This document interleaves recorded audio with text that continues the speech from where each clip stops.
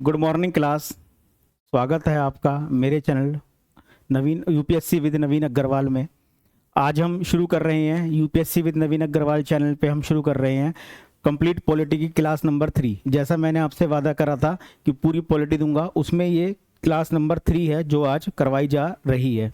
जो नए बच्चे जुड़े हैं हमसे, जो आज नए देख रहे हैं, पहली बार देख रहे हैं, वो मेरी क्लास नंबर 1 और 2 देख लें। क्लास नंबर 1 देख लें खास तौर से, जिसके अंदर मैंने पूरा सिलेबस को डिस्कस कराया, पूरा सिलेबस आप लोगों को बताया कि मैं क्या सिलेबस करवाऊंगा। मार्केट में सभी टीचर चैप्टर 7 करवा रहे हैं, मैं आपको 12 चैप्टर करवाऊंगा। दूसरा, एक इंट्रोडक्टरी वीडियो डाला है मैंने 9 मिनट का, जिसके अंदर मैंने बताया मेरे ऑफलाइन बैचेस में और ऑनलाइन बैचेस में क्या डिफरेंस है, और ऑनलाइन बैचेस में ऐसा मैं क्या दूंगा अपने चैनल पे, क्योंकि ये मेरा अपना चैनल है, किसी कोचिंग के अंदर मैं नहीं पढ़ा रहा हूँ। तो यहाँ पे मैं विस्तृत रूप से पढ़ाऊंगा, कंसेप्चुअल पढ़ाऊंगा, स्ट्रेटेजिक पढ़ाऊंगा, तो थोड़ा सा आप उसको देख लें।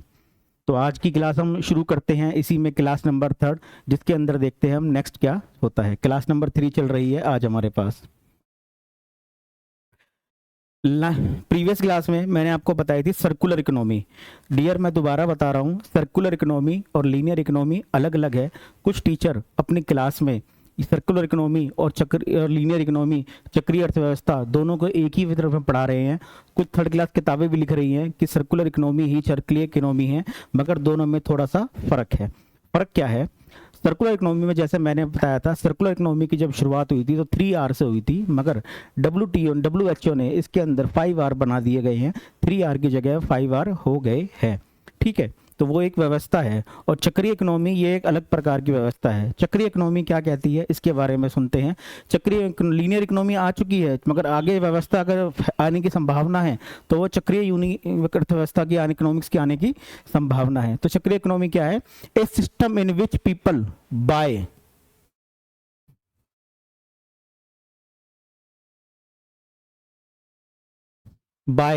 ए product, use it and then throw it away.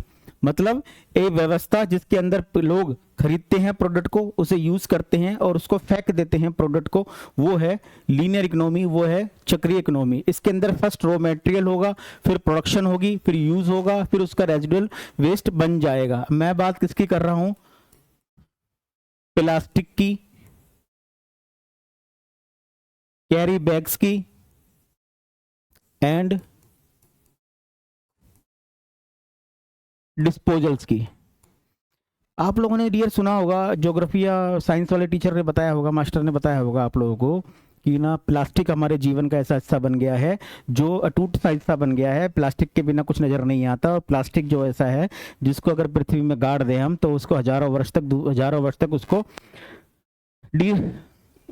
तक उसको साइक्लिंग नहीं किया जा सकता, डिग्रेडेशन नहीं किया जा सकता। इसके साथ साथ एक चीज और है कि प्लास्टिक का ही माइक्रो प्लास्टिक के रूप में, जिसको हम लोग ना साधारण आंखों से देख भी नहीं सकते, उस रूप में प्लास्टिक पानी तक पहुंच गई है, गंगा जी में तक भी पहुंच गई है। तो वही व्यवस्था इसके अंदर चलती है, चक्रीय व्यवस्था के अंदर। इसी इकोनॉमी को हमें रोकना है, इसी अर्थव्यवस्था को हमें रोकना है, ये बनने नहीं देनी है। इसीलिए भारत ने भी प्लास्टिक बैग्स पर बैन लगा दिया है। तो प्लास्टिक बैग क्या होते हैं? प्लास्टिक बैग रॉ मटेरियल होगा, उसको प्रोडक्शन किया जाएगा, उसको यूज किया जाएगा, देन रेजिडुअल वेस्ट उसको फेंक दिया जाएगा, जिससे वो वेस्ट हो। मतलब कुल मिला के जो वन टाइम यूज वाले प्रोडक्ट होते हैं वो सब लीनियर इकोनॉमिक्स में आते हैं। नेक्स्ट, इसकी हेडिंग डलनी थी मगर प्रिंटर से थोड़ी मिस्टेक हो गई, टाइप वाले से। नेक्स्ट है green washing economy. Green washing economy क्या होती है? जैसे पता लग रहा है green washing economy. Green washing economy वह प्रक्रिया है जिसके अंतर्गत कंपनियां और नागरिक प्रशासन जितना पर्यावरण के लिए करते हैं, उससे अधिक मात्रा में उसे बढ़ा चढ़ाकर प्रचारित करते हैं। जैसे आपने देखा होगा कई हेयर ऑयल की ऐड आती है कि आप हेयर ऑयल ये परचेज कीजिए और इसका 1% 2% जो है वो किसके लिए लगेगा? वो एनवायरनमेंट की एक्टिविटीज के लिए लगेगा। अब भगवान जाने वो लगाते हैं नहीं लगाते, ये तो वो जाने और ऊपर वाला खुदा जाने, मगर हाँ अगर वो लगाते हैं तो बढ़िया बात है, अगर वो नहीं लगाते तो वो ही ग्रीन वॉशिंग है। अगर कोई प्रशासन ये कहता है कि आप लोग ये टैक्स, ग्रीन टैक्स दीजिए, और शहर में हम लोग, नगर म्यूनिसिपल कॉर्पोरेशन ये कहता है, नागरिक प्रशासन ये कहता है आप लोग ग्रीन टैक्स दीजिए, आप लोग 20% दीजिए, आप लोग 2% दीजिए अपनी बिलिंग के ऊपर, पानी के बिल के ऊपर, या किसी भी सरचार्ज लगाता है, और वो कहता है कि मैं इसके लिए काम करूंगा मगर वो नहीं करता, तो वो क्या है, ग्रीन वॉशिंग इकोनॉमी। एक नेगेटिव इकोनॉमी है ये, नेगेटिव अप्रोच लिए हुए इकोनॉमी है ये। इसकी बात कब हुई थी? इसके बाद COP27 बताइएगा जरा कहाँ हुआ? मेरे हिसाब से तो मिस्र में हुआ था, बाकी आप देख लीजिएगा कहाँ हुआ करंट अफेयर में। मिस्र में यूएनओ महासचिव गुटरेस ने इसके लिए जीरो टॉलरेंस अपनाने का कहा था कि इसके बिल्कुल टॉलरेंस ना किया जाए। आने वाले समय में ये व्यवस्था बहुत बड़ी बन सकती है, लोगों का विश्वास उठ सकता है इसके लिए। फरवरी 2023 में इसका एग्जांपल देखते हैं। फरवरी 2023 में डेल्टा एयरलाइन ने घोषित किया कि वह विश्व की प्रथम एयरलाइन है जो कार्बन न्यूट्रल एयरलाइन है, जो कि भ्रामक था। इसने झूठ बोला था कि कार्बन न्यूट्रल एयरलाइन हूं, मगर उसका भ्रामक था, मगर उसने ऐसा कुछ भी नहीं किया था। अभी लास्ट सबसे लेटेस्ट एग्जांपल है ये। इस शब्द की पहली बार प्रयोग 1986 में किया गया था, जी वेस्टरलैंड के द्वारा किया गया था। जितने भी स्टेट पीसीएस हैं, जो उत्तराखंड आने वाला है, एमपी का आने वाला है, वो इस बच्चे को नोट कर ले ध्यान से। वहां पे ये नहीं पूछा जाता ग्रीन वॉशिंग इकोनॉमी क्या है, वहां जाकर ये पूछा था ग्रीन इकोनॉमी वॉशिंग शब्द किसने दिया था। तो ग्रीन वॉशिंग इकोनॉमी शब्द 1986 में जी वेस्टरलैंड ने दिया था। और ये COP27 का भी करंट अफेयर का भी विषय है, तो शायद ये आने की इसकी संभावना इसीलिए बन जाती है। ठीक, नोट कर लीजिएगा इसको, इंपॉर्टेंट है। नेक्स्ट है ग्रीन जीडीपी। 1933 में पहली बार यूएनओ के द्वारा ग्रीन जीडीपी की व्यवस्था के लिए अपनाया गया था। ग्रीन जीडीपी होती क्या है? इसकी गणना राष्ट्रीय आय खातों में प्राकृतिक संसाधनों की कमी, पर्यावरणीय गिरावट व पर्यावरण के संसाधनों की बचत को ध्यान में रखकर की जाती है। 2015 में इसे भारत में लागू करने की बात थी, मगर ये हो नहीं पाई। ये भारत की बात है, मगर ये हो नहीं पाई। डियर, सीधी सी बात है, भारत एक डेवलपिंग कंट्रीज है, डेवलप्ड कंट्री नहीं है। अब हमें लोगों का विकास करना है तो कहीं ना कहीं हमें पर्यावरण डिग्रेडेशन की आंखें मीचनी पड़ती है, आंखें मूंदनी पड़ती है। इंदिरा गांधी ने कहा था, वो सही कहा था कि भारत एक गरीब राष्ट्र है। अगर ये पूरे के पूरे एनवायरमेंटल लॉ को अपनाने लगा तो भारत विकास कर ही नहीं पाएगा। और बात भी सही है, ये बात गलत नहीं है, ये बात सही है। ठीक है, तो इसीलिए ये कंसेप्ट लाया गया जिससे जितना हो सकता है वो उसको अपना ले। राष्ट्रीय आय खातों में जैसे राष्ट्रीय आय बनते हैं, राष्ट्रीय आय खाते बनते हैं जीडीपी एनडीपी के, वैसे अलग से खाते बनाए जाएं। वो क्या है? वो है ग्रीन जीडीपी के खाते बनाए जाएं। ग्रीन डीपी के खातों में प्राकृतिक संसाधनों की कमी जितनी हो गई है, पर्यावरणीय गिरावट जितना हो गया है, पर्यावरण के संसाधनों की बचत को ध्यान में रखकर की जाती है। जितना प्रोडक्शन हो गया है, प्रोडक्शन के साथ साथ काउंट किया जाए क्या? संसाधनों की कमी, प्राकृतिक संसाधनों की कमी और पर्यावरण को गिरावट को, इसके भी खाते बनाए जाएं। 2015 में भारत में इसको लागू करने की बात की गई थी, मगर इसको भारत में लागू अभी तक किया नहीं गया है। क्यों? क्योंकि भारत अभी भी डेवलपिंग कंट्रीज है। भारत को विकास करने के लिए, प्रोडक्शन करने के लिए, स्टील प्लांट चलाने के लिए अभी भी काफी चीजों की जरूरत है। डेवलप्ड कंट्री ये काम कर सकती हैं। तो ग्रीन जीडीपी पढ़ा हमने, लीनियर इकोनॉमी पढ़ा, ग्रीन वॉशिंग इकोनॉमी पढ़ा, और थर्ड पढ़ा हमने ग्रीन जीडीपी। ये बेसिक क्लास चल रही है हमारी। नेक्स्ट चलते हैं आगे। यहां ये देखने की चीज है, ग्रॉस नेशनल हैप्पीनेस करंट का विषय है, बड़ा इंटरेस्टिंग विषय है, आप लोगों ने पढ़ा होगा। ग्रीन वो नेशनल हैप्पीनेस के संग एक चीज और मैं याद दिला दूं आपको, अभी अभी ग्लोबल हैप्पीनेस इंडेक्स आया है, विश्व हैप्पीनेस इंडेक्स है। विश्व में कौन कौन हंसी मजाक की जिंदगी गुजार रहा है, विश्व में कौन कौन खुश है, विश्व में कौन कौन खुश मिजाज है, कोई कौन कौन खुश है। इसके साथ साथ भारत का इंडेक्स जो है वो थोड़ा सा नीचे आया, तो लोगों ने कहा कि भारत खुश नहीं है। चलो वो खुश है नहीं है वो तो उसे पता होगा, उसमें हमें क्या करता है। मगर ये बिल्कुल अचंभे की बात रहेगी, हमसे ज्यादा खुश कौन है? हमसे ज्यादा खुश पाकिस्तान खुश है और श्रीलंका खुश है, जो खुद ही फाइनेंशियल क्राइसिस में है। तो वहां पे आया कि भारत में कौन खुश है, इससे ज्यादा ये लोग खुश है। मगर वास्तविकता देखी जाए डियर, वास्तविकता देखी जाए, डेवलप्ड होना चाहिए, विकसित होना चाहिए, मगर हैप्पीनेस भी उसके अंदर होनी चाहिए। ये नहीं है कि घर से निकले ऑफिस के लिए, कमाने के लिए, मगर रास्ते के अंदर इतना जाम लगा हुआ है, लाल बत्ती पर इतना जाम लगा हुआ है, टेंशन लगी हुई है, माथे में तोड़ियां पड़ गई हैं, माथे के अंदर बिल्कुल गुस्सा आया हुआ है, कोई चिड़चिड़ाहट आई हुई है। ऐसा होना भी नहीं चाहिए। कम से कम सरकार को यहाँ पे तो ध्यान देना चाहिए, जो इंडस्ट्री एरिया है वहाँ तक जाने में दिक्कत ना हो। इंडस्ट्री एरिया है उसका डेवलपमेंट करना चाहिए, मिट्टी नहीं उड़नी चाहिए। पर कोई भी मजदूर जाए, साइकिल पे जा रहा है या वो निकल रहा है, कम से कम मिट्टी नहीं उड़नी चाहिए। ग्रीनरीज की एक बेल्ट जरूर बनानी चाहिए वहाँ पे। मगर इस काम को सबसे पहले करा है ग्रीन हैप्पीनेस इंडेक्स को, ग्रीन नेशनल हैप्पीनेस इंडेक्स को इसको सबसे पहले बनाया है, वो बनाया है भूटान ने। और मेरे हिसाब से भूटान भूटान ने सबसे पहले 1972 में बनाया है और आज तक भूटान ही एकमात्र देश है जो इस पे काम कर रहा है। और आपको जान के चंबा होगा, भूटान विश्व का एकमात्र देश है जो कार्बन न्यूट्रल देश है, बल्कि कार्बन सरप्लस देश है। कार्बन न्यूट्रल तो उसे कहते हैं जितना वो कार्बन प्रोड्यूस कर रहा है उसी का कार्बन वो सक कर रहा है, मगर जितना ये कार्बन निकालता है, कार्बन को निकालता है, उससे ज्यादा कार्बन को एब्जॉर्ब करता है भूटान। ठीक है, तो भूटान में तो हैप्पीनेस है, ग्रीनरीज है, जाना चाहिए भूटान। बस उसमें प्रॉब्लम है कि अगर वो नेपाल की तरह भारतीयों के लिए वीजा के लिए छूट कर दे थोड़ी सी और ओपन पासपोर्ट कर दे तो जरूर उसके यहाँ टूरिज्म भी बढ़ जाएगा और भारतीय देख भी पाएंगे। अब देखते हैं क्या होता है gross happiness, gross national happiness. सबसे पहले इसको भूटान में अपनाया गया था 1972 में, 1972 में इसको भूटान में अपनाया गया था। इसके अंदर 4 पिलर होते हैं। पिलर का ध्यान करिएगा, सबसे पहले वो कहीं ना कहीं पिलर में घुमाएगा। तो पिलर कौन सा? सबसे पहला पिलर है सस्टेनेबल डेवलपमेंट, सतत विकास। क्या सतत विकास हो रहा है उसके अंदर? शहर के अंदर वो देखते हैं, देश के अंदर वो देखते हैं क्या सस्टेनेबल डेवलपमेंट हो रहा है। दूसरा है पर्यावरण का संरक्षण। पर्यावरण का संरक्षण होना बहुत जरूरी है, अगर पर्यावरण ही नहीं है तो आदमी ही नहीं है। और ये देखिएगा, ये जो घटनाएं हम देखते हैं, रोड रेज की घटनाएं देखते हैं, ये घटनाएं नहीं मिलती हैं हमको कहाँ? हिमाचल में या उत्तराखंड के प्लेस में नहीं मिलती हैं रोड रेज जैसी घटनाएं। अगर पॉपुलेशन वहां पे कम है तो वहां पे जो मौसम है, ग्रीनरीज है, पर्यावरण का संरक्षण उन्होंने किया है, सतत विकास उन्होंने जो किया है, उससे वहां का मौसम से आदमी का दिमाग भी ठंडा रहता है, मानिएगा इस बात को। थर्ड है सांस्कृतिक मूल्यों का रखरखाव। सांस्कृतिक मूल्यों का रखरखाव मतलब क्या है? सांस्कृतिक मूल्यों का रखरखाव होना बहुत जरूरी है। अगर किसी देश में सांस्कृतिक मूल्यों का रखरखाव है तो वो देश जरूर समृद्धि पाएगा। जैसे कभी आप लोगों ने देखा होगा, देश में चुनाव चल रहे हैं, पहली बार अंडमान के अंदर शैम्पेन जनजाति ने पहली बार चुनाव में भाग लिया, आजादी के बाद पहली बार शैम्पेन जनजाति ने। तो डियर सीधी सी बात है, सांस्कृतिक मूल्य जो हमारे लोकतांत्रिक सांस्कृतिक मूल्य है, गणतांत्रिक सांस्कृतिक मूल्य है, वो उन लोगों तक पहुंच गए हैं, वो भी हमारी धारा में जुड़ गए हैं, जिससे वो लोकतंत्र का महत्व समझेंगे। देश आगे बढ़ेगा इकट्ठा होकर, समावेशी रूप से, इंक्लूसिव से। तो और इसका 4th पिलर है सुशासन। प्रशासन और शासन दोनों ही सुशासन में चलने चाहिए, सुशासन होना चाहिए, जनता को लगना चाहिए कि शासन और प्रशासन दोनों हमारा है। तो ये 4 पिलर ग्रीन हैप्पीनेस इंडेक्स में होने चाहिए, होने आवश्यक हैं। सतत विकास, पर्यावरण का संरक्षण और इसी के सांस्कृतिक मूल्यों का रखरखाव, और चौथा है सुशासन। ये नेक्स्ट है, ये इसको लड़के को हेडिंग डालनी थी मगर लड़का हेडिंग डाल नहीं पाया। कार्बन क्रेडिट, ये देखिएगा थोड़ा सा, ये आजकल थोड़ा सा नया चल रहा है। क्या चीज चल रही है इसको थोड़ा सा देखिएगा। COP27 में यूरोपियन यूनियन ने इसके लिए बहुत ही प्रचार प्रसार किया था, मगर भारत जैसे देशों ने, भारत ने, ब्राजील ने, लैटिन अमेरिका देशों ने इसको विरोध किया। करंट का विषय है, आने की संभावना है एग्जाम में।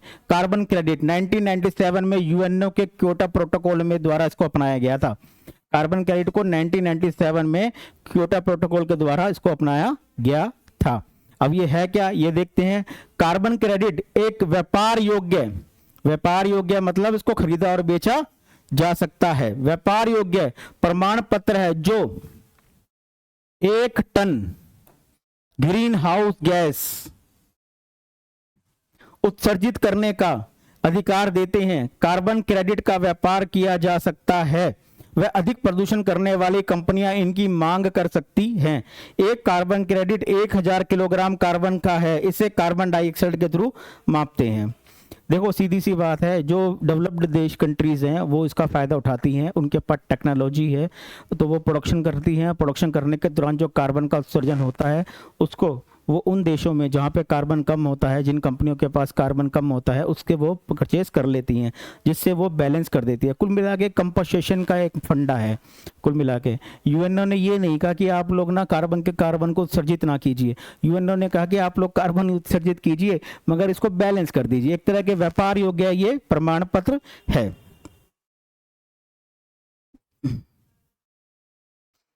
अब सुनो कहानी जो प्रॉब्लम क्रिएट कर रही है। कार्बन टैक्स सुन रहे हैं ना, समझ रहे हैं ना। कार्बन अभी हमने पढ़ा और उसके बाद कार्बन क्रेडिट हमने पढ़ा और उसके बाद बीज यहां से है, उसके बाद पेड़ है। क्रोनोलॉजी समझिएगा, क्रोनोलॉजी तीनों की पढ़ के, क्रोनोलॉजी समझिएगा, तीनों को इकट्ठा पढ़ के, तब एक दिमाग में समझ बनेगी, तब एक सोच बनेगी दिमाग में यूपीएससी के लिए। स्टेट पीसीएस की बात नहीं हो रही है, वहां तो फैक्ट चल जाएगा, यहाँ समझ बनेगी, यहाँ समझ बनेगी यूपीएससी के लिए, ठीक है ना। यूपीएससी सीधा नहीं पूछेगी डेफिनेशन क्या है कार्बन क्रेडिट की, समझिएगा चीजों को, समझिएगा। कार्बन क्रेडिट के कंसेप्ट वो आ गया 1997 में, मगर वो क्रोनोलॉजी कहाँ घूम रही है वो समझिएगा। कार्बन टैक्स, कार्बन टैक्स प्रदूषण पर कर का एक रूप है जिसमें कार्बन के उत्सर्जन की मात्रा के आधार पर जीवाश्म ईंधन के उत्पादन, वितरण, उपभोग पर शुल्क लगाया जाता है। अर्थशास्त्री भारत में इसको लागू करने की सलाह दे रहे हैं। देखिएगा, वर्तमान में भारत ग्रीन एनर्जी का नवीनीकरण ऊर्जा पर अपनी जीडीपी का 6% ही खर्च कर रहा है, जो नाकाफी है। तो समझ रहे हैं आप चीजों को। कार्बन क्रेडिट टैक्स की बात चलने गई है, पहले कार्बन के क्रेडिट की बात हुई, उसका व्यापार हुआ, फिर अब टैक्स की बात चल रही है। कुल मिला के देखो सिस्टम क्या कहता है, सिस्टम ये कह रहा है जो कार्बन क्रेडिट में जो उत्सर्जन होता है उस व्यापार पर, उस बिजनेस पर, उस पर कर लगाना चाहिए, जीवाश्म ईंधन पे कर लगाना चाहिए। अरे डियर, सीधी सी बात है, अभी नवीनीकरण ऊर्जा के अंदर हम सक्षम नहीं हुए हैं, अभी भी हम बायोफ्यूल का यूज करते हैं, अभी भी हमारे जहाँ जो इलेक्ट्रिसिटी प्रोड्यूस करने वाले प्लांट हैं वो अभी भी हमारे यहाँ कोयले से चल रहे हैं। अगर उसके अंदर जीवाश्म ईंधन इलेक्ट्रिसिटी प्रोड्यूस नहीं करेंगे, CO2 प्रोड्यूस होता है उससे, अगर इन सबको लागू करेंगे तो भारत के अंदर बिजली का हाहाकार मच जाएगा। भारत के अंदर नवीनीकरण ऊर्जा नहीं मिली है, भारत को अभी भी जर्मनी से, या भारत को अभी भी इस डेवलपिंग राष्ट्र नॉर्वे वगैरह से हाइड्रोजन, ग्रीन हाइड्रोजन के प्रोडक्शन करने के लिए टेक्नोलॉजी नहीं मिली है। मगर अगर ये भारत में लगाया जाता है तो भारत का अभी दुर्भाग्य होगा कि ये टैक्स लगाया जाता है, मगर भारत में लोग धीरे धीरे इस बात को डेवलप कर रहे हैं। तो कार्बन टैक्स प्रदूषण पर कर का वह रूप है जिसमें कार्बन के उत्सर्जन की मात्रा के आधार पर जीवाश्म ईंधन के उत्पादन, वितरण, उपभोग पर शुल्क लगाया जाता है। अर्थशास्त्री भारत में इसको लागू करने की सलाह दे रहे हैं, ठीक है, मगर ये अपनाना नहीं चाहिए। अभी वर्तमान में भारत ग्रीन एनर्जी का नवीनीकरण ऊर्जा पर अपनी एनर्जी का सिर्फ 6% ही खर्च कर रहा है, जो नाकाफी है, ठीक है, जो नाकाफी, ये बात तो हम भी कहते हैं वो नाकाफी है। न्यूजीलैंड में सबसे पहले इस कर को लगाया गया था, कार्बन टैक्स को। न्यूजीलैंड की अर्थव्यवस्था किस पर डिपेंड है? टूरिज्म पर डिपेंड है, इसलिए उसने लगा दिया था और कुछ नहीं है। भारत का लक्ष्य है 2070 तक, मोदी जी का ये बढ़िया करा, इन्होंने बहुत ही एक लॉन्ग टाइम ले लिया है, जिसकी वजह से धीरे धीरे हम लोग बुक कर सकते हैं, हम लोग डेवलप कर सकते हैं, किसमें? कार्बन न्यूट्रल कंट्रीज के ऊपर। भारत का लक्ष्य 2070 तक कार्बन न्यूट्रल बनना है, विश्व का लक्ष्य 2050 तक कार्बन न्यूट्रल का बनना है, भारतीय रेल का लक्ष्य 2030 तक कार्बन न्यूट्रल का लक्ष्य प्राप्त करना है। भारतीय रेल का 2030 तक, देश का 2070 तक और विश्व का 2030 तक कार्बन न्यूट्रल बनने का लक्ष्य है। ये बहुत बड़ा करा, थोड़ा टाइम मिल गया जिससे हम धीरे धीरे डेवलप कर सकते हैं डियर, अभी भी हम डेवलपिंग कंट्रीज हैं। अब देखो क्रोनोलॉजी, कार्बन क्रेडिट से कार्बन टैक्स, फिर देखो आगे क्या होता है। COP27 मतलब अभी फिलहाल ही COP27 में यूरोपियन मतलब यूरोपियन यूनियन ने मिस्र में कार्बन टैक्स प्रस्तावित किया था। कार्बन टैक्स उत्पाद से उत्पन्न कार्बन टैक्स उत्पाद से उत्पन्न कार्बन उत्सर्जन की मात्रा के आधार पर आयात पर, प्रोडक्शन पर नहीं, आयात पर शुल्क है। यह प्रस्ताव यूरोपियन यूनियन आयोग के यूरोपियन ग्रीन डील का हिस्सा है, जो वर्ष 2050 तक यूरोप को पहला जलवायु तटस्थ महाद्वीप बनाने की आवश्यकता है। इसको इसके साथ जोड़ के पढ़िएगा तो बहुत इंटरेस्टिंग लगेगा, बहुत पढ़ने में मजा आएगा और बहुत समझने में मजा आएगा, उसको समझ सकते हैं हम लोग आराम से। यूरोपियन यूनियन कह रही है, अब यूरोपियन यूनियन ने अब ये कहा है कि कार्बन क्रेडिट कार्बन उत्सर्जन जीवाश्म ईंधन के तौर पर जो जलाने वाले उद्योग हैं, जैसे क्या है इलेक्ट्रिसिटी, जैसे क्या है सीमेंट, जैसे क्या है स्टील, जैसे क्या है आयरन, ये जो उद्योग हैं ये ज़्यादा ही कार्बन का उत्सर्जन करते हैं, जीवाश्म ईंधन का इस्तेमाल करते हैं, कार्बन उत्सर्जन का अध्ययन करते हैं। अगर ये यूरोपियन यूनियन के देशों को इंपोर्ट करते हैं, यूरोपियन के देश, तो उन पर वो लगा सकते हैं, क्या लगा सकते हैं? कार्बन बॉर्डर टैक्स लगा सकते हैं। कार्बन बॉर्डर टैक्स लगाएंगे तो जो कार्बन यूरोपियन यूनियन की कंट्री के देशों के रेट हैं इन चीज़ों के और हमारे यहाँ रेट हैं वो बराबर से हो जाएंगे, तो वो इंपोर्ट ही क्यों करेंगे। कुल मिला के कार्बन बॉर्डर टैक्स के द्वारा ये देश अपने देश में बंद करना चाहते हैं। एशिया जिसमें भारत भी आ गया, लैटिन अमेरिका, ब्राजील जैसे देशों से इंपोर्ट बिल्कुल बंद करना चाहते हैं इन चीज़ों का। तो ये व्यापार का एक माध्यम हो सकता है। WTO इस मामले में देखेगा नहीं, भारत ने मगर इसका विरोध करा है। अब देखते हैं इस विरोध को आगे कहाँ तक बढ़ाया जाता है, कितना बढ़ाया जाता है। यूरोपियन यूनियन इसको करती है या नहीं करती है। यूरोपियन यूनियन को करना नहीं चाहिए, मगर बाहर विश्व के जो विकासशील देश हैं उनके लिए नेगेटिव टैक्स पड़ जाएगा। तो क्रोनोलॉजी देख रहे हैं तीनों टैक्सों की, आप कहाँ से कहाँ तक बात बनाई जा रही है। कुल मिला के कार्बन के ऊपर बात आई थी, कार्बन से बात आके व्यापार के ऊपर बात ला दी गई है। ये वैसे मैं आपको पिगवेन टैक्स मैं जो आपको करवाता वैसे मैं आपको पब्लिक फाइनेंस में करवाता, मगर यहाँ भी लड़के ने लिख दिए, यहाँ भी लिख दिया गया है क्योंकि थोड़ा सा आपको कुछ बताना था।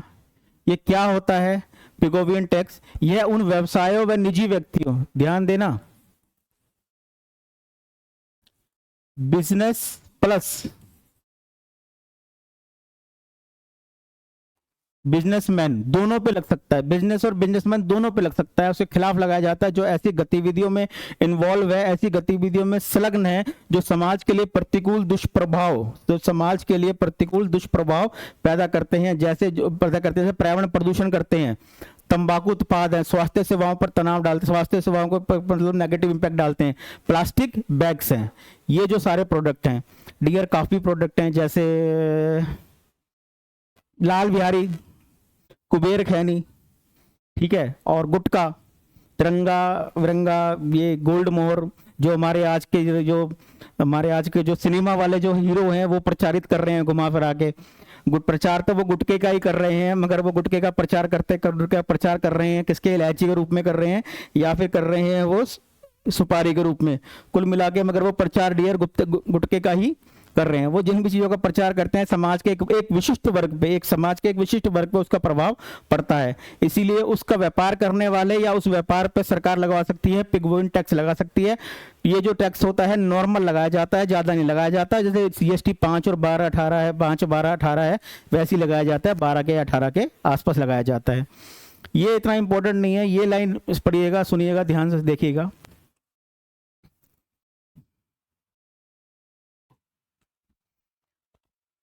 अर्थशास्त्री पिगो ने इसे दिया था, जिसको पिगो प्रभाव कहा जाता है।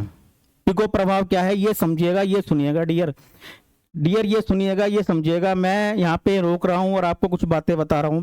देखो YouTube पे जो भी बिगलाच पढ़ा रहा है, इकोनॉमिक्स पढ़ा रहा है, वो मास्टर 3 तरह का है। पहली तरह का मास्टर वो है जो यूट्यूबर है। यूट्यूबर का मतलब वो यूट्यूब पे पता नहीं उसके अंदर क्या ऐसी अलौकिक शक्ति आ जाती है। ऑफलाइन में तो वो नहीं पढ़ा पाता, मगर ऑनलाइन में वो सी सेट भी पढ़ा देता है। सी सेट के अंदर मैथ, रीजनिंग, इंग्लिश, कंपोजिशन, सारे कंप्रेंशन सब कुछ पढ़ा देता है। इसके अलावा वो ज्योग्राफी पढ़ा देता है, वो साइंस टेक भी पढ़ा देता है, वो हिस्ट्री भी पढ़ा देता है, वो क्लास एंड कल्चर भी पढ़ा देता है, वो सब कुछ पढ़ा देता है।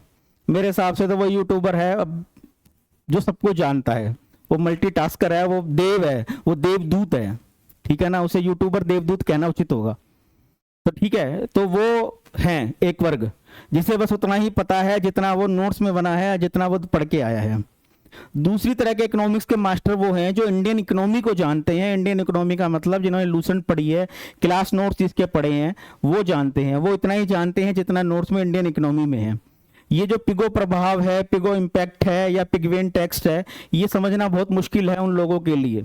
कीन्स का इम्पैक्ट क्या होता है, कीन्स का डाटा क्या होता है, कीन्स की मैक्रो पॉलिसी क्या होती है, JM कीन्स कौन थे, उनको समझना मुश्किल है। तीसरी तरह के मास्टर आते हैं जो हम जैसे, जिनमें हम हैं और जिनमें कुछ गिने चुने मास्टर ही हैं, कुछ गिने चुने मास्टर ही हैं जिन्होंने इकोनॉमिक्स को पढ़ा है। BA इकोनॉमिक्स ऑनर्स हमारी हुई इकोनॉमिक्स में, MA economics honour, BA economics honour DU से और उसके भी सर्वश्रेष्ठ कॉलेज से हुई। उसके बाद पोस्ट ग्रेजुएशन हमने करा, पोस्ट ग्रेजुएशन हमने जो करा वो MA इकोनॉमिक्स ऑनर्स, वो भी देश की सर्वश्रेष्ठ यूनिवर्सिटी से करा। MBA फाइनेंस में है, इकोनॉमिक्स पढ़ाया जाता है। उसके बाद MPhil है, उसके बाद PhD इसी सब्जेक्ट में करा। तो हम लोगों ने जो इकोनॉमिक्स के नीचे वाला E है उसको हम जानते हैं जो गड्ढे में है, E है, ठीक है। तो वही पढ़ा पाएगा मास्टर पिगो प्रभाव क्या होता है, या अपने को पढ़ा पाएगा वो लोग पूरी तरह पढ़ाएंगे, जे कर्व पढ़ा पाएंगे, ई कर्व पढ़ा पाएंगे, ये सारे कर्व मैं पढ़ाऊंगा, ये बिजनेस सर्कल पढ़ा पाएंगे वो कर्व, वो उन्हीं में से हम लोग हैं। तो यहाँ पे हमने इसीलिए लिखा है पिगो प्रभाव। तो ये देखिएगा, समझिएगा इस चीज का महत्व क्या होता है, टीचर भी कैसे कैसे होते हैं ये देखिएगा। राह दिखाने वाला अगर सही है कृष्ण है तो जरूर उसको राह को पाया जा सकता है। पिगोविन प्रभाव क्या कहता है, पिगोविन प्रभाव जिन्होंने पिगोविन टैक्स दिया था वो ही है पिगो, और उनका पिगो प्रभाव है। उन्होंने कहा था उपभोग, रोजगार, कीमत के बीच संतुलन का इन्होंने अध्ययन किया था। उपभोग कंज्यूमर करना, कंज्यूम करना, एम्प्लॉयमेंट करना, कीमत के बीच संतुलन का उन्होंने दिया था, उन्होंने अध्ययन किया था। कुल मिला के इन्होंने क्या कहा था वो सुनो, वो आपसे डायरेक्ट क्वेश्चन आएगा और एक दो बार उसमें आ भी चुका है यूपीएससी में। जैसे जैसे आदमी की इनकम बढ़ती है तो वो अपनी डिमांड बढ़ाता है, पहला ऑप्शन ये सही। पैसा आएगा तो मांग बढ़ेगी। ये जो थोड़े से हैं पैसे खर्च कर दूं मैं तुम पर कैसे, ये कंसेप्ट खत्म हो जाएगा। पैसे आएंगे तो वो कहेगा कि चलो कहीं चलते हैं किसी 5 स्टार होटल में, 3 स्टार होटल में, बहुत मोमोज खा लिए रोड पे खड़े होके। सेकंड, पैसा आएगा तो वो मांग तो बढ़ाएगा डियर, मगर वो मांग डिमांड कहां पे बढ़ाएगा, ये सबसे बड़ा मुद्दा है। पैसा आएगा तो सबसे ज्यादा मांग जो बढ़ेगी वो बढ़ेगी किसमें, सबसे ज्यादा बढ़ेगी मनोरंजन पे, यस, कपड़ों पे, हाँ, कैपिटल गुड्स पे मतलब फ्रिज पे, टीवी पे, इन सब पे बढ़ेगी, यस, सब पे बढ़ेगी। मगर ये बात याद रखना, ध्यान से सुनना, ध्यान से सुनना, ध्यान से सुनना, अगर किसी व्यक्ति की मनी बढ़ती है, पैसा बढ़ता है, तो पैसा बढ़ने के साथ साथ वो सबसे कम खर्च करता है फूड पर, या फूड पे वो स्टेबल रहता है। कारण क्या, अरे भाई सीधी सी बात है, जो अगर वो चावल 1 किलो खा रहा था वो 1 किलो ही चावल खाएगा, ठीक है। थोड़ा सा बढ़ता है तो नॉमिनल बढ़ता है, ज्यादा वो लक्ष्य लेके आ रहा है 20 रुपए की तो वो 29 रुपए की, 24 रुपए की ले आएगा, डबल ले आएगा, इतना हो सकता है। वो 1 रुपए का शैम्पू लगा रहा है तो वो 2 रुपए का शैम्पू लगा लेगा, इतना हो सकता है, और कुछ नहीं हो सकता। तो वो अपनी फूड हैबिट्स पे सबसे कम खर्च करता है, सबसे कम खर्च करता है पैसा बढ़ने पर ही, मगर मनोरंजन पर, हॉस्पिटलिटी के आइटम पे सबसे ज्यादा खर्च करता है कैपिटल गुड्स पे।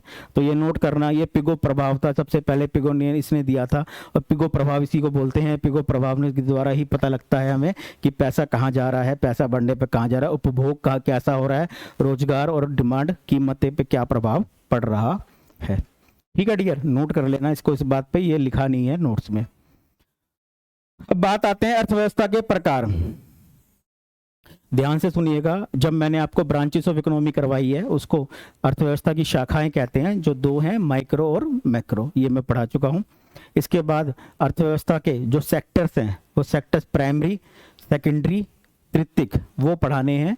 और जब मैंने आप लोगों को पढ़ाया था कैपिटलिस्टिक इकोनॉमी, सोशलिस्टिक इकोनॉमी, तो वो प्राइमरी इकोनॉमी और सोशलिस्ट इकोनॉमी क्या है, वो अर्थव्यवस्था के टाइप्स हैं, वो प्रकार हैं। पहले मैंने आपको पढ़ाया, क्या पढ़ाया, ब्रांचेस पढ़ाया, टाइप्स पढ़ाया। अब मैं आपको पढ़ा रहा हूं प्रकार, अर्थव्यवस्था के प्रकार, कौन कौन से अर्थव्यवस्था के प्रकार होते हैं। अर्थव्यवस्था के प्रकार में सबसे पहले, यहाँ पे थोड़ी सी कमी है, अभी जैसे मैंने कहा कि कुछ मास्टर जो होते हैं वो लूसेंट पढ़े होते हैं, या कुछ मास्टर यूट्यूबर होते हैं, उनसे पूछेगा primary secondary, primary second tertiary, ये डिवाइडेशन कब हुआ, कैसे नहीं हुआ, तो वो भी नहीं बता पाएंगे। मगर हम लोग उसको पूरा की पूरा स्टडी करा तो हम बता पाएंगे। 1952 में पहली बार अर्थव्यवस्था का हुआ था वह साइंटिफिक रूप से, और ऑफिशियल रूप से हुआ था डिवाइडेशन। वो क्यों किया गया था, राष्ट्रीय आय की गणना करने के लिए एनएसओ ने उसको किया था, नेशनल सैंपल ऑफिस ने उसको किया था। पहले एनएसएसओ हुआ करता था, अब उसका नाम उसका एनएसओ हो गया है। तो सबसे पहले इसने किया था नेशनल आय की गणना करने के लिए, एनएसओ ने 1952 में सबसे पहले किया था भारत की अर्थव्यवस्था के प्रकार का अपना डिवाइडेशन। मेजर उन्होंने 3 डिवाइडेशन किए हैं, प्राइमरी, सेकेंडरी, टर्सरी। ये जो डिवाइडेशन है ये बाद में सरकार के द्वारा नहीं किया गया, ये बाद में किया गया नीति आयोग के द्वारा, या बाद में किताबों के द्वारा, या वैज्ञानिकों के द्वारा किया गया, बोलचाल की भाषा में अखबारों के द्वारा ये किया गया। मेनली हम ये कह सकते हैं, उसको यूपीएससी ने भी पूछा है क्या, अखबारों के द्वारा में। प्राइमरी, सेकेंडरी, तीसरी, और ना हमारी है चतुर्थक, क्वार्टरली, और पंचम हमारी है। अब ये क्या है ये देखते हैं। प्राइमरी सेक्टर, प्राथमिक क्षेत्र, प्राइमरी सेक्टर, प्राथमिक क्षेत्र। प्राइमरी सेक्टर वो होता है जिसमें कच्चे माल व प्राकृतिक संसाधनों के उत्पादन व वितरण से संबंधित है। इसमें शामिल कृषि, वानिकी, मत्स्य पालन, पशुपालन, शहद इसमें शामिल किया जाता है और इसमें शामिल लोगों को रेड कॉलर कहा जाता है। कुल मिला के प्राथमिक क्षेत्र वो क्षेत्र होता है जो कच्चे माल या कृषि से संबंधित होता है। जैसे दूध हो गया, दूध जब तक पनीर नहीं बना है, खोआ नहीं बना है, दूध को जब तक पैक करके उसको एक ब्रांड का नाम नहीं दिया गया, अमूल का नाम नहीं दिया गया, मदर डेयरी का नाम नहीं दिया गया, सरस का नाम नहीं दिया गया, तब तक वो क्या है, कच्चा प्राइमरी सेक्टर में है। जैसे उसका पनीर बना लिया गया, खोआ बना लिया गया, उसकी कोई मिठाई बना के पैक कर दी गई और उसको एक ब्रांड का नाम दे दिया गया, वो ब्रांड का नाम कोई भी हो सकता है, तब ब्रांड का नाम देने के साथ ही उसका ना क्या है, वो बन गया सेकेंडरी प्रोडक्ट का। जब तक लकड़ी काटी गई है पेड़ से तो वो प्राइमरी के अंदर है। जैसी लकड़ी के अंदर काट के उसको बना दिया गया, फर्नीचर का रूप दे दिया गया, उसको कोई कलाकृति दे दी गई तो वो बन गया सेकेंडरी का। जब तक शहद निकाला गया है, मधुमक्खी को छत्ते से निकाला गया है, तब तक वो प्राइमरी का हिस्सा है। जैसे उसको ब्रांड का नाम दे दिया गया, डाबर है, झंडू है, कुछ भी नाम दे दिया गया तो वो क्या बन गया, वो बन गया है हमारा, वो बन गया है हमारा सेकेंडरी का सेगमेंट। ठीक है, तो यहाँ पे हमने ये चीजें देखी हैं। द्वितीयक क्षेत्र, हाँ, रेड कॉलर का याद रखना, रेड कॉलर जो कहा जाता है वो प्राइमरी सेक्टर के ग्रुप को कहा जाता है, क्योंकि ये कॉलर वाला का भी मिलान करने के लिए आ सकता है। द्वितीयक क्षेत्र सभी विनिर्माण व निर्माण गतिविधियां जैसे बिजली का प्रोडक्शन, गैस का प्रोडक्शन, जल का प्रोडक्शन, आपूर्ति पर निर्भर करता है। यह प्राकृतिक संसाधनों को कच्चे माल के रूप में प्रयुक्त करके उनका मूल्यवर्धन करता है। इसमें शामिल लोगों को ब्लू कॉलर कहा जाता है, रेड कॉलर और उसके बाद है ब्लू कॉलर कहा जाता है। तृतीयक क्षेत्र छोड़ो, उनको कहा जाता है ब्लू कॉलर कहा जाता है। ठीक है, जैसे मैंने भी आपको एग्जांपल दिया, पैक करके दूध बेच दिया तो वो तृतीयक क्षेत्र है। सेकेंडरी सेक्टर है और वो दूध कच्चा है तो वो प्राइमरी का प्रोडक्ट है। तृतीयक क्षेत्र, टर्सरी क्षेत्र सेवा को सूचना प्रौद्योगिकी है, परिवहन है, संचार है, बैंकिंग इत्यादि को व्हाइट कॉलर जॉब कहा जाता है। रेड कॉलर कहा जाता है प्राइमरी को और सेकेंडरी को ब्लू कॉलर, और ना तृतीयक क्षेत्र को कहा जाता है व्हाइट कॉलर जॉब कहा जाता है। यहाँ पे ध्यान से सुनिएगा, जो छात्र, बिल्कुल मैंने जैसे बताया मैं बेसिक टू एडवांस लेके चल रहा हूँ। यहाँ पे डियर एक प्रॉब्लम क्रिएट होती है दिमाग में, वो प्रॉब्लम क्या है, जैसे भारत की जीडीपी बढ़ती जा रही है, भारत की जीडीपी पहले ना 6 पे थी, फिर 5 पे आई, फिर अब 3rd पे आ जाएगी, फिर ना 4th पे, फिर 1 पे आ जाएगी, ये सारी बातें होती हैं। भारत की जीडीपी बढ़ती जा रही है, डाटा बढ़ता जा रहा है, वर्ल्ड बैंक भी कह रहा है इस बैंक को, मगर उसके साथ साथ ना अनएम्प्लॉयमेंट भी बढ़ती जा रही है, रोजगार मिल नहीं रहा लोगों को। तो क्या कारण है कि ना ये भारत में संतुलन नहीं बना पा रहे हम लोग, क्या कारण है इसका, तो थोड़ा सा इसको देखते हैं। देखो, वर्ल्ड की इकोनॉमी जो डेवलपमेंट करती है ना, विश्व की किसी भी देश की इकोनॉमी, चाहे तुम किसी भी देश का नाम लो, वर्ल्ड में किसी भी देश का नाम लो, अगर उसकी इकोनॉमी डेवलपमेंट है आज, तो उसकी डेवलपमेंट होने की सिस्टमेटिकली होगी। इवन चाइना का भी डेवलपमेंट ऐसे ही हुआ है। देखो, वर्ल्ड की कोई भी इकोनॉमी डेवलपमेंट करती है तो उस डेवलपमेंट का एक स्ट्रक्चर होता है, उस डेवलपमेंट का एक स्ट्रक्चर होता है। सबसे पहले उस देश में जो डेवलपमेंट अगर होगी तो वो डेवलपमेंट होगी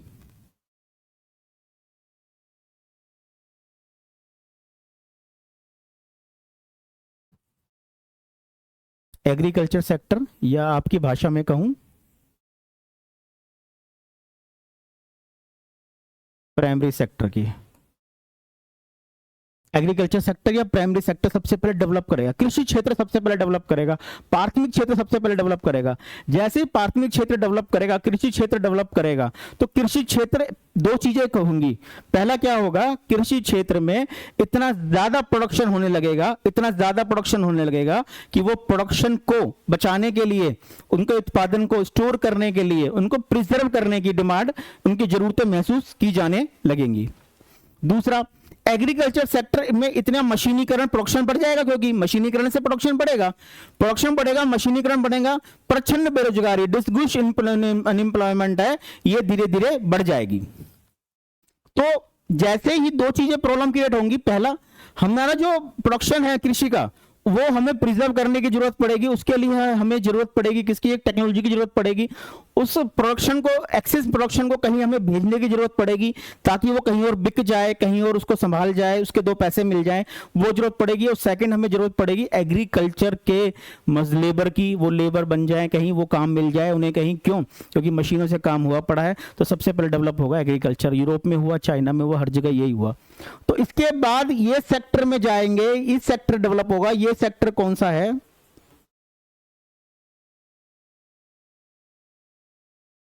मैन्युफैक्चरिंग, निर्माण।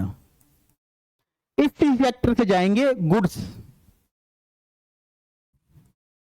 Plus labour. तो धीरे धीरे डेवलप हो जाएगा मैन्युफैक्चरिंग सेक्टर। जैसे दूध एक्सेस हो रहा है, दूध के लिए खराब हो जाएगा तो ये दूध में विनिर्माण में चला जाएगा, पैक होके किसी और शहर में चला जाएगा जहां पे ना दूध की खपत मांग तो है मगर दूध का प्रोडक्शन नहीं है। शहद है, शहद चला जाएगा। टमाटर है, टमाटर की चटनी वटनी बन जाएगी, उसको प्रिजर्व किया जाएगा, टमाटर के सॉस बना दिए जाएंगे, पाउच में पैक कर दिया जाएगा, उसको प्रिजर्व कर दिया जाएगा, कंजर्वेशन उसका कर दिया जाएगा। तो ये सब चला जाएगा प्राइमरी सेक्टर से। लकड़ी खट्टी हो गई है, लकड़ी अपना जलाने में कितनी काम ले, लकड़ी खट्टी हो जाएगी, लकड़ी की डिमांड करी जाएगी प्रोडक्शन सेक्टर में, वहां पे उसका फर्नीचर बना दिया जाएगा। तो ये सब लेबर भी और ना गुड्स भी दोनों चले जाएंगे मैन्युफैक्चरिंग में। तो धीरे धीरे मैन्युफैक्चरिंग सेक्टर डेवलप कर जाएगा। मैन्युफैक्चरिंग सेक्टर डेवलप करेगा जिसका मैंने नाम लिया, अभी मैंने आपको दिखाया भी है एक शब्द, मैंने आपको दिखाया भी है सेकेंडरी का, मूल्यवर्धन। मूल्यवर्धन ये अच्छी क्वांटिटी में करेगा, और जब मूल्यवर्धन जब ये करेगा, गायब हो गया वो, हाँ ये रहा। जब वो मूल्यवर्धन करेगा तो मूल्यवर्धन करने के साथ साथ लोगों के हाथ में पैसा आएगा। ये जो ज्यादा पैसे हैं ये कैसे खर्च करूं मैं तुम पे, जैसे मैंने अभी बताया, मोमोज के लिए वो 5 स्टार होटल मांगेगा, पहले वो बाल कटवाता था अब वो सैलून में बालों को सेट करवाएगा, ठीक है ना।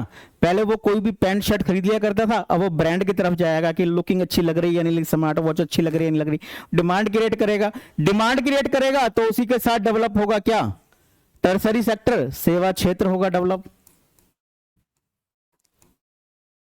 धीरे धीरे ये बढ़ेगा, ये सर्कल चलता है, धीरे धीरे सर्कल चलता है ये, और ये सर्कल चलता है ना तो इसी से वैसी से व्यापार बढ़ता है, इसी से इकोनॉमी बढ़ती है, ये सर्कल चलता रहता है। ये सर्कल ऐसे ऐसे शुरुआत होगी यहां से, सर्कल ऐसे ऐसे चलता रहेगा, ठीक है, इस तरीके से होता है। मगर भारत के अंदर दूसरा काम हुआ, भारत के अंदर इकोनॉमी से कृषि सेक्टर डेवलप हुआ नहीं।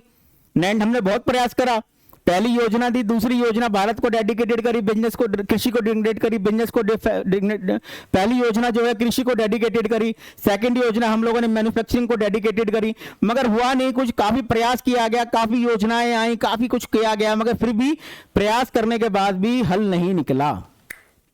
आखिर में मनमोहन सिंह जी ने 1991 में इकोनॉमी को ओपन कर दिया, क्लोज इकोनॉमी थी वो ओपन इकोनॉमी हो गई। ओपन इकोनॉमी होने के साथ साथ ही विदेशी लोग आ गए, विदेशी कंपनियां जुड़ गई, प्रोडक्शन बढ़ा, स्टेबल हुआ, ब्रांड बने। कभी बाटा का ब्रांड हुआ करता था, वो कब का खत्म ही हो गया, कल ही खबर आई बाटा की कंपनी भी खरीद ली गई है किसी ने। ये ब्रांड थे, ये खत्म हो गए, धीरे धीरे नए नए ब्रांड आने लगे, ठीक है, ये सारी चीजें होने लगी। तो भारत में सबसे पहले डेवलप हो गया सेवा क्षेत्र। सेवा क्षेत्र एक ऐसा क्षेत्र है जो पैसा तो देता है, जीडीपी तो बढ़ाता है, मगर एम्प्लॉयमेंट कम देता है। एक सीए सेवा क्षेत्र में दे रहा है, अगर सीए चार्टेड अकाउंटेंट फैसिलिटी दे रहा है, अपनी सेवाएं दे रहा है, तो उसको कितने बंदे चाहिए, 2 3 4 5, और जीडीपी उसकी परसेंटेज उसकी बहुत ज्यादा होती है। एक डॉक्टर दे रहा है 500 रुपए ले रहा है, 100 बंदे देख रहा है, शाम तक वो 50,000 रुपए की जीडीपी कलेक्ट कर रहा है, मगर वो कितने लोगों को रोजगार दे रहा है, एक को जो नाम लिख रहा है बाहर, बस। तो सेवा क्षेत्र हमने सबसे पहले करा। सेवा क्षेत्र के बाद हम लोगों ने डेवलपमेंट करी मैन्युफैक्चरिंग पे, तीसरा एग्रीकल्चर पे। तो हमारा तो चक्र ही उल्टा चला, इसीलिए रिजल्ट भी उल्टा है। डेवलपमेंट इकोनॉमी तो बढ़ रही है, डेवलपमेंट तो हो रही है, भारत की जय जयकार तो हो रही है, सब कुछ हो रहा है, मगर भारत में रोजगार नहीं हो रहा। कारण उसका इतना सही है और कोई कारण नहीं है, अगर पढ़ेंगे तो जान लेंगे इस चीज को। चलते हैं, हम किसी को कोई डाउट हो इससे पूछना हो तो हमारे यूट्यूब चैनल पे पूछ सकता है, हमारे यूट्यूब चैनल के अलावा हमारे टेलीग्राम चैनल पे भी पूछ सकता है।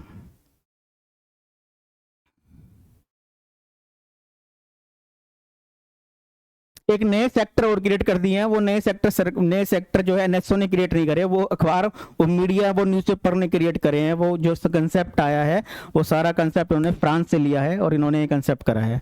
चतुर्थ सेक्टर एक और नया डेवलप हो गया है, वैसे ऑफिशियली नहीं है ये। चतुर्थ सेक्टर में बौद्धिक और ज्ञान आधारित व्यवसाय, परामर्श, R&D, रिसर्च एंड डेवलपमेंट, सांख्यिकी विधि इसके अंदर लाए जाते हैं। जिनके अंदर ज्ञान वाले विषय हैं वो इनके अंदर लाए जाते हैं, जो ज्ञान के विषय हैं, जो ज्ञान से संबंधित हैं।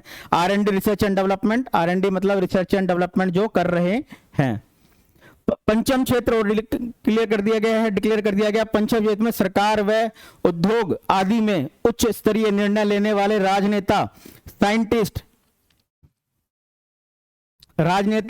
साइंटिस्ट हैं, ये इसके अंदर हैं, इसके में सम्मिलित होते हैं। राजनेता और साइंटिस्ट, नीति आयोग में जो लोग बैठे हैं कुल मिला के वो पंचम क्षेत्र के लोग हैं। और जो कॉलेजेस में बैठे हैं, कॉलेज में जो रिसर्च कर रहे हैं, R&D कर रहे हैं, वो लोग चतुर्थ सेक्टर के हैं। इन्हें गोल्ड कॉलर प्रोफेशनल कहा जाता है, गोल्ड कॉलर प्रोफेशनल। शाम तक ये सफ़ेद शर्ट भी पहनते हैं ना, जिसके बारे में हम लोग ना आम लोग एक डायलॉग बोलते हैं कि सुबह हम लोग सफ़ेद शर्ट पहनते हैं तो सुबह होते हैं मंत्री, मगर शाम तक होते हैं संतरी। या शाम तक भी मंत्री ये होते हैं, सुबह तक बिल्कुल क्लियर होते हैं। सोचना, साचना, दिमाग करना, अपना काम लगाना, बाकी ये काम करना। सुप्रीम कोर्ट के जजेस 5वीं में आते हैं, ठीक है।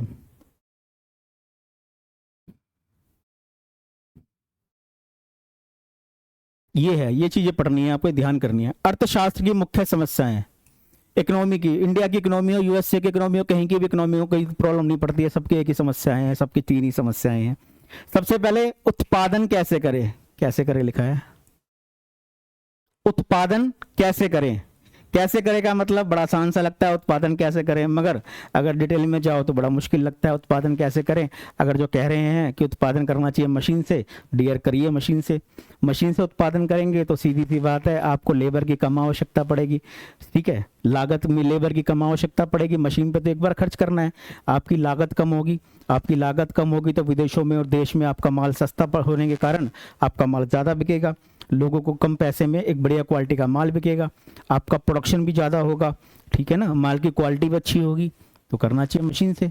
मगर भारत जैसे देश में जो भारत की जनसंख्या चाइना को भी छोड़ के फर्स्ट में नंबर पे आ गई है, ऐसे नंबर पे अगर भारत में सारी चीज़ें मशीन से प्रोडक्शन करोगे तो डियर उत्पादन कहाँ जाएगा, वो लोग कहाँ जाएंगे और वो रोजगार कैसे मिलेगा। अगर उनको रोजगार देते हो तो क्वालिटी नहीं मिलती है, क्वांटिटी नहीं मिलती है, और सीधी सी बात है हड़ताल का भी देखना पड़ता है कि हड़ताल भी वो लोग करते हैं। अभी आपने पढ़ी होगी ना रिपोर्ट, नीति आयोग की रिपोर्ट आई है, नेस्कॉम की रिपोर्ट आई है, अगर AI बढ़ाया जाता है, आर्टिफिशियल इंटेलिजेंस की बढ़ाया जाता है तो भारत में अप्रोक्सीमेट 27% जो जॉब है वो कम हो जाएंगी। कारण इतना जानते होंगे आप लोग कि क्या चीज़ है क्या नहीं है, तो बड़ी प्रॉब्लम है। अगर एक तरफ क्वांटिटी बढ़ाएं, क्वालिटी बढ़ाएं, और एक तरफ देश की कीमतें कम करें, तो मशीन से करें, आदमी से करवाएं प्रोडक्शन, हाथ से करवाएं प्रोडक्शन, मशीन से करवाएं, बड़ी समस्या है। इसका ही समाधान करने के लिए यही मुख्य समस्या है।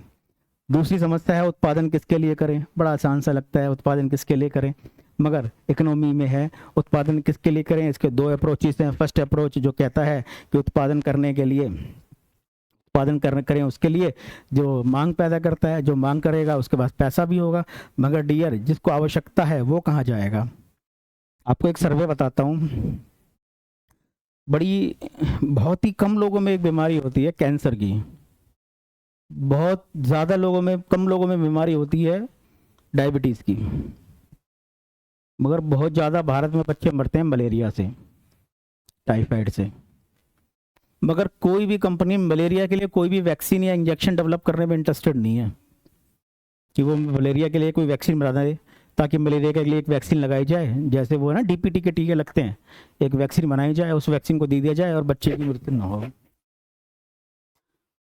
सारी कंपनियां लगी हुई हैं, वो भी कंपनियां हैं, वो सब नाम तो अब क्या लें इस प्लेटफॉर्म पे, सारी कंपनियां लगी हुई हैं डायबिटीज़ के लिए, कैंसर के लिए, क्योंकि पैसा डायबिटीज़ और कैंसर वाले के पास है। गरीब आदमी को कभी मधुमेह डायबिटीज़ हो ही नहीं सकता है कभी, क्योंकि वो मेहनत इतनी कर लेता है।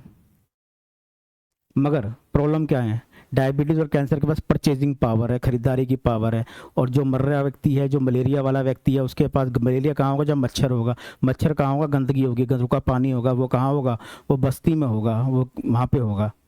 इसीलिए बस्ती के अंदर परचेजिंग पावर कम है, वो गरीब आदमी है, वो खरीद नहीं पाएगा आपका इंजेक्शन, इसीलिए ना वो R&D करते हैं, रिसर्च एंड डेवलपमेंट करते हैं, ना वो बनाते हैं अपना, और वो चलते हैं। तो समझ रहे हैं ना कितनी प्रॉब्लम है कि उत्पादन किसके लिए करें। जवाब नहीं है इसका।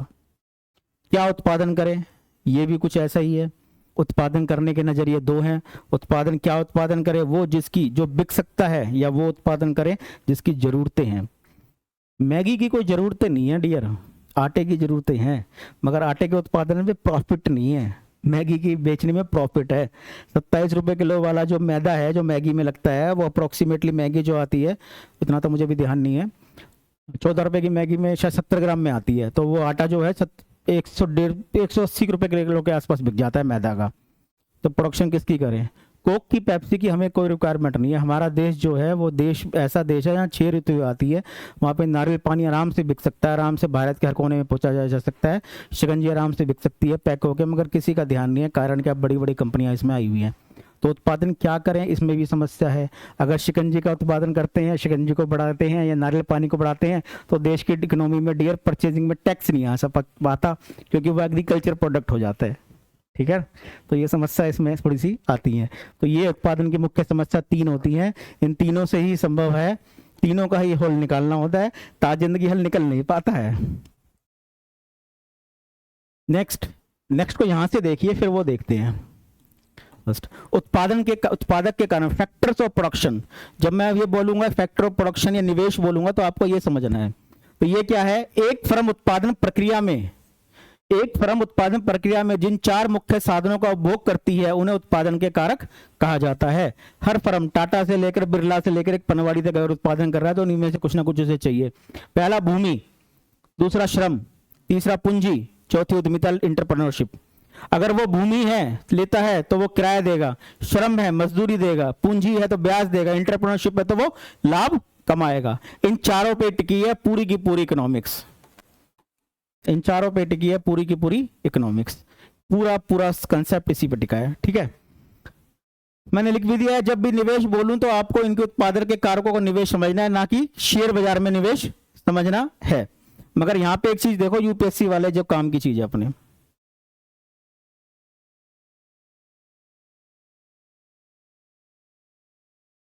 ये कंसेप्ट अपना आ सकता है जब रीर और नीर आ गया है ना, तो ये कंसेप्ट भी आ सकता है। पैराडॉक्स ऑफ थ्रिफ्ट, रीर और नीर आना नहीं चाहिए था, ये हार्डकोर इकोनॉमिक्स है। टैगिंग सिस्टम हार्डकोर इकोनॉमिक्स है। अगर ये भी आ गया तो डियर सामान्य ज्ञान में और विशेषता में ज्ञान में क्या फर्क रहा। मगर चलो वो भी हम पढ़ाएंगे, नीर और रीर और टैगिंग सिस्टम भी आपको पढ़ाएंगे। अब ये है production of thrift, sorry paradox of thrift. क्या है देखिएगा, सुनिएगा, ये क्या कहते हैं। पहले तो जेएम कीन्स, सबसे महान व्यक्ति इकोनॉमिक्स के मैक्रो इकोनॉमिक्स के फादर कहा जाता है। जेएम कीन्स कहते हैं व्यक्तिगत बचत आर्थिक विकास के लिए हानिकारक हो सकती है। वैसे तो भारत में यह कहा जाता है कि पैसे बचाओ, बुरे वक्त में काम आएंगे, 2 पैसे बचाओ। अगर कोई महिला पैसे नहीं बचाती है तो घर वाले उसको नेगेटिव अप्रोच से देखते हैं, कोई बच्चा पैसे नहीं बचाता नेगेटिव अप्रोच से देखते हैं। पैसे बचाओ के लिए हम लोग लगे रहते हैं, मगर अति हर चीज की बुरी होती है, ज्यादा खर्च भी बुरा है तो ज्यादा बचत भी बुरी होती है। बुद्ध का मध्यम मार्ग जीवन के लिए, बिजनेसमैन के लिए, इकोनॉमी के लिए सही रहता है। बिल्कुल हमेशा मध्यम मार्ग अपनाना चाहिए। तो जेएम कीन सही कहते हैं। वो क्या कहते हैं, व्यक्तिगत बचत आर्थिक विकास के लिए हानिकारक है। अरे डियर, अगर सभी पैसा बचाने लगेंगे तो बाजारों में मांग कौन करेगा। मांग नहीं करेंगे, डिमांड नहीं करेंगे, प्रोडक्शन नहीं होगा, रोजगार नहीं होगा तो फिर गरीबी होगी, पॉवर्टी होगी। देश बन जाएगा हमारा पाकिस्तान, या फिर मतलब कुछ भी समझ लो, चलो नाम नहीं लेते, दक्षिण अफ्रीका का कोई भी देश बन जाएगा मतलब। तो इसीलिए कहा है कि व्यक्तिगत बचत आर्थिक विकास के लिए हानिकारक हो सकती है। इसीलिए संतुलन बचाए रखें, मध्यम मार्ग बनाए रखें। अति ना कीजिए, ना अति बचत में कीजिए, ना अति खर्च में कीजिए, मध्यम मार्ग बनाए रखें। इसी को कहा जाता है पैराडॉक्स ऑफ थ्रिफ्ट, इसी को कहा जाता है। अर्थव्यवस्था में आय का प्रवाह, इनकम घूमती कैसे है अर्थव्यवस्था में, इनकम घूमती कैसे, सर्कुलेट कैसे करती है, ये बताती है हमें चीजों को। ये चीजें समझ में आ गई ना तो पूरी इकोनॉमी लगेगी कि हाँ ये सर्कुलेट हो रही है। जो सर्कुलेट हो रही है वो ही इकोनॉमी है, जो रुक गई है वो इकोनॉमी नहीं है। वो ही समझ लो, वो पाकिस्तान है, वो वो रिसेशन है, वो डिप्रेशन है, वो कुछ भी है, मगर वो इकोनॉमी नहीं है। तो वो क्या है? हाउस होल्ड मतलब परिवार। यार परिवार की स्पेलिंग गलत है क्या? मतलब मात्रा वात्रा को तुम थोड़ा इग्नोर करना भाई, ठीक है? मात्रा वात्रा इग्नोर करना, यहाँ पे कोई क्लास नहीं चल रही लैंग्वेज की। परिवार होता है, परिवार बिजनेस को देता है, भूमि देता है, ठीक है? दे सकता है भी, किसी के पास नहीं है तो वो भूमि लेता है। श्रम दे सकता है, पूंजी भी दे सकता है, शेयर मार्केट के थ्रू, इन्वेस्टमेंट के थ्रू, उद्यमशीलता भी दे सकता है। इनके बदले में बिजनेस क्या देता है? जिसने भूमि दी है उसको किराया देता है, श्रम दिया है उसको मजदूरी देता है, पूंजी दी है ब्याज देता है, उद्यमशीलता दी है तो वो लाभ देता है। और बिजनेस क्या देता है? बिजनेस परिवार को क्या देता है? उत्पादित वस्तुओं व सेवाओं का उपभोग होता है। भैया शैम्पू कहाँ बनता है? फैक्ट्रियों में तो बनता है। जरूरी थोड़ा ना फैक्ट्री मालिक के पास जमीन अपनी हो, वो किराए पे ले सकता है, लेबर वो बाहर से ले सकता है, ठीक है? तो वो प्रोडक्शन वस्तुएं सेवाओं का उपभोग करता है, जीओ का उपभोग करता है। बदले में क्या होता है? हाउस होल्ड परिवार उसको क्या देता है? व्यय देता है, उपभोग पर व्यय देता है। भाई हम जियो खर्च करते हैं तो रिचार्ज करते हैं, कंपनी को पैसा देते हैं, कंपनी फिर उसी को देती है, किराया देती है, मजदूरी देती है। ये चक्र चलता रहता है बिजनेस और फर्म के बीच, परिवार और उसके बीच, ये चक्र चलता रहता है। ये धीरे धीरे आय का प्रवाह घूमता ही रहता है, इसका कोई तोड़ नहीं है। ये लास्ट है, टाइप्स ऑफ गुड्स, वस्तुओं के प्रकार। स्थापन वस्तुएं, ध्यान से सुनना, ये क्वेश्चन आते रहते हैं, ये कंफ्यूजन वाले ऑप्शन में आते रहते हैं। बाकी डिटेल हम लोग करेंगे डिमांड एंड सप्लाई के चैप्टर में, इसको डिटेल में पढ़ेंगे। स्थापन वस्तुएं ऐसी वस्तुएं जो एक दूसरे के स्थान पर आसानी से प्रयोग की जा सकती हैं। कोक नहीं है, पेप्सी ले आओ, कहते हैं ना हम लोग, कोक नहीं है कोई बात नहीं, पेप्सी ले आओ। कॉफी है, नहीं है, चाय तो दे दो, चाय मिल जाएगी। तो एक दूसरे के स्थान पर जो वस्तुएं प्रयोग की जाती हैं उन्हें स्थापन वस्तुएं कहते हैं। पूरक वस्तुएं ऐसी वस्तुएं जिनका एक दूसरे के स्थान पर प्रयोग किया जाता है, जैसे एक दूसरे के साथ प्रयोग किया जाता है, पूरक वस्तुएं। चाय और चीनी एक दूसरे के बिना अधूरी हैं, एक दूसरे के बिना, सीधी सी बात है। आप और हम एक दूसरे के बिना अधूरे हैं। कार और पेट्रोल, कार नहीं है, पेट्रोल का क्या करना? पेट्रोल है, कार का क्या करना? पेट्रोल नहीं है, कार का क्या करना? दोनों एक दूसरे का। जूते और जुराब दोनों एक साथ इकट्ठे किए जाते हैं जहां तक मैं समझता हूं।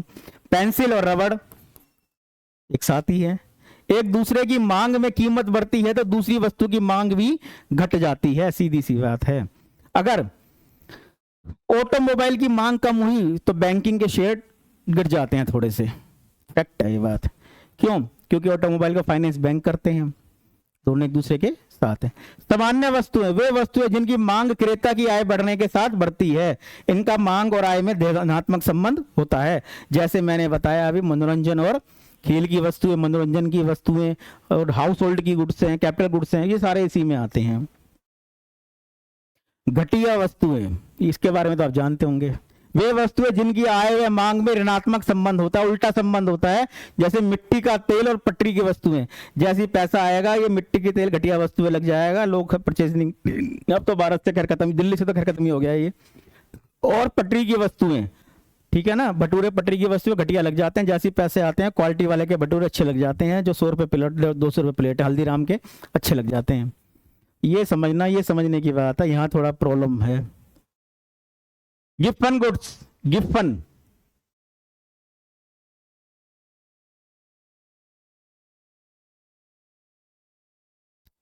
गुड्स, गिफ्ट वस्तुएं, ये निम्न स्तरीय वस्तुएं जिनकी कीमत बढ़ने पर मांग बढ़ जाती है, खपत बढ़ जाती है।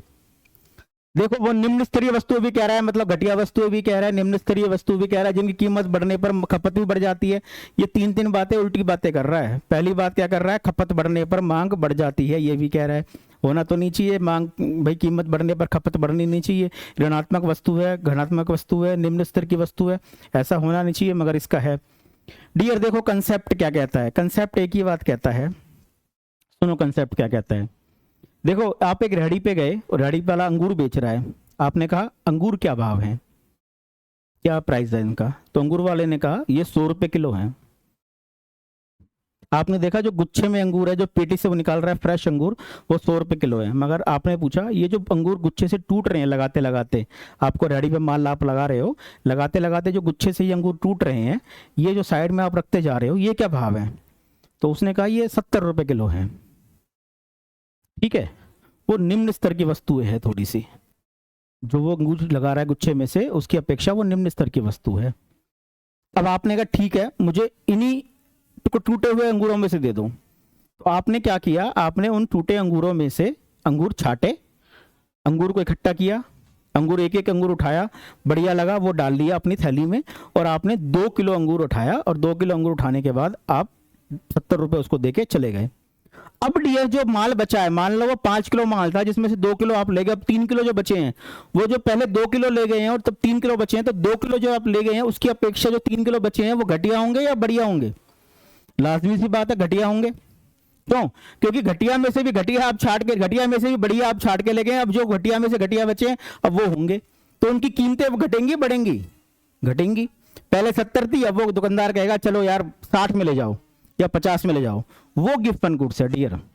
किसी अंडे की दुकान वाले पे जाओगे, आप सुबह सुबह जाओगे अंडे की दुकान पे, वो अंडे वाला सप्लाई कर चुका है अंडे, तो कुछ टूटे हुए अंडे हैं, मान लो, मैं तो अंडे खैर खाता नहीं, मगर 10 रुपए का अगर वो अंडा दे रहा है, एक अंडा वो 10 रुपए का दे रहा है, तो ट्रे में 4 अंडे मान लो टूटे पड़े हैं, तो वो कहेगा यार तुम 40 रुपए नहीं, तुम 20 रुपए दे जाओ, मगर ले जाओ चलो। ये वो गिफ्ट एंड गुड्स है डियर। ठीक है ना, जो निम्न स्तरीय वस्तुएं हैं जिनकी कीमत बढ़ने पर खपत बढ़ जाती है। तो सड़े गले टमाटर इसमें आते हैं, टूटे अंडों की ट्रे इसके अंदर आती है, अंगूर के गुच्छे इसके अंदर आ जाते हैं, वो है gift and goods. Gift and goods का कर्व देखेंगे, कर्व से संबंधित प्रश्न आते हैं, कर्व का पूरा चैप्टर बना रखा है एक मैंने। वेबलोन वस्तुएं, ये सुनना, ये आपके आईएएस बनने के बाद इन्हीं वस्तुओं का उपभोग करना है आपने। वे वस्तुएं जिनकी कीमतें बढ़ने पर मांग बढ़ती है, क्योंकि उपभोक्ता को लगता है कि उत्पाद जितना महंगा होगा उतना ही बेहतर होगा, जैसे कलाकृतियां या ब्रांडेड फैब्रिक हो गया या शर्ट हो गया या कुछ भी लगा लेना आप, या सबसे बढ़िया ब्रांडेड ज़ारा, अरमानी, मैंगो।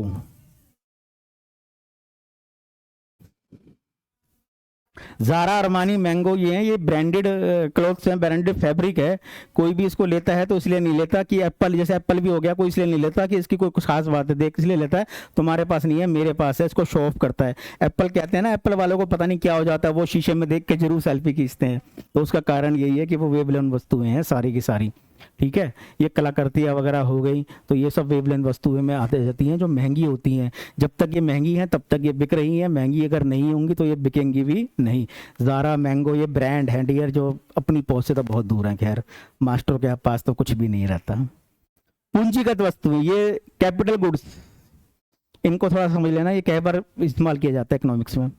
इसका उपयोग अंतिम वस्तुओं के उत्पादन की प्रक्रिया में किया जाता है, अंतिम वस्तुओं के उत्पादन की प्रक्रिया में किया जाता है। टिकाऊ होते हैं, धीरे धीरे खराब व इनका मूल्यह्रास हो जाता है, जैसे उपकरण हो गया, भवन हो गया, वाहन हो गया, मशीन हो गया, उपकरण इत्यादि है।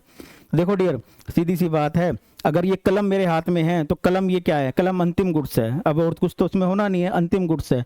कलम को बनाने के लिए जिस मशीन की आवश्यकता पड़ी होगी, जिस भवन की आवश्यकता पड़ी होगी, जिस उपकरण की आवश्यकता पड़ी होगी, वो सब क्या है? Capital goods.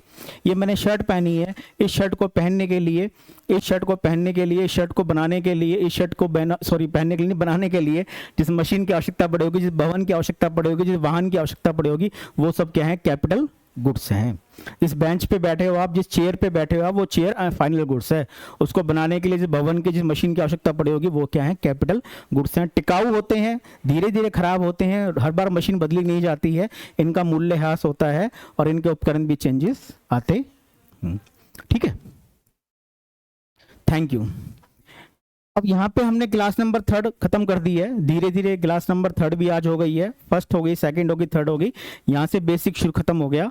अब हम अपने मेन चैप्टर पे चलेंगे जो यूपीएससी से डायरेक्ट आता है, तो बनिए रहिएगा हमारी लास्ट क्लास में। Thank you class and have a nice day.